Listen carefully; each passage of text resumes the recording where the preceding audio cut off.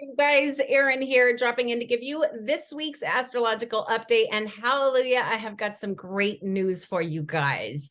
I'm really talking about the days between April 8th and April 14th. What we have going on up in the sky is the sun is currently transiting through the sign of Aries. Okay, now this is what we call an exalted placement, meaning this is where the sun works with its greatest strength. The reason for that is the sun really does rule our vital force, has a huge influence on our hearts and our soul. Okay, now the sign of Aries, being the first sign of the zodiac, is the sign of self.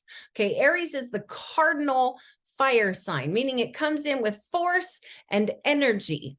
Not only that, but the sign of Aries is considered the warrior of the zodiac. There's a reason why springtime falls during Aries season and it starts to warm up outside and we get to see all the little critters coming outside to play. All sorts of wonderful things happen during this time of year. But this year, what we have is Jupiter also transiting through the sign of Aries. Now, this only happens approximately once every 12 years, and it's super exciting.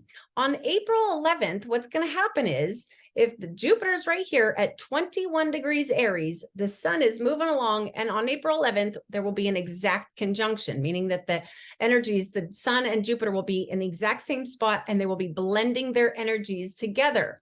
Now, this is so exciting because Jupiter is considered the great Benefic. Okay, Jupiter brings things like abundance and luck and compassion and faith and wisdom. All kinds of wonderful energies come from Jupiter.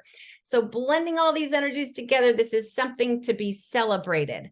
But on that note, let me mention this. If you're sitting there thinking to yourself, well, geez, I don't feel this warrior energy she's talking about, or I don't feel the abundance and joy that she's talking about. Well, that's why it's so great to get familiar with your natal chart, because it's so important to remember that we all experience these transits very uniquely. And just to give an example here, if you happen to have, say, Saturn near 21 degrees Aries, then Saturn might be constricting some of this energy. Or let's say in your natal chart, you've got the South Node near 21 degrees Aries, then that South Node might be draining some of this energy out. And that's perfectly okay. This is still something to be celebrated. It's just a little bit of a weak point or time for you, but we can still utilize this energy to take action. That's something that's so important to remember. And another thing too is if you know approximately what time you were born, you can see which area of your life this specifically manifests for you. Can be coming through your house of career, your house of money, your house of relationships, your house of karma, your house of communication, your house of health. There's all these different areas of your life that this transit could be manifesting through. And that's why it's so good to get familiar with your natal chart, so you can see where in your life anything astrological is manifesting for you specifically. Now, when you get a reading with me, I offer you a free video recording of the reading, so you can go back to that recording at any time to review and see which area of your life, again, any of these astrological forces might be specifically activating for you. Okay, so if you'd like to schedule a reading, you can schedule through East West website. That is eastwestbooks.org.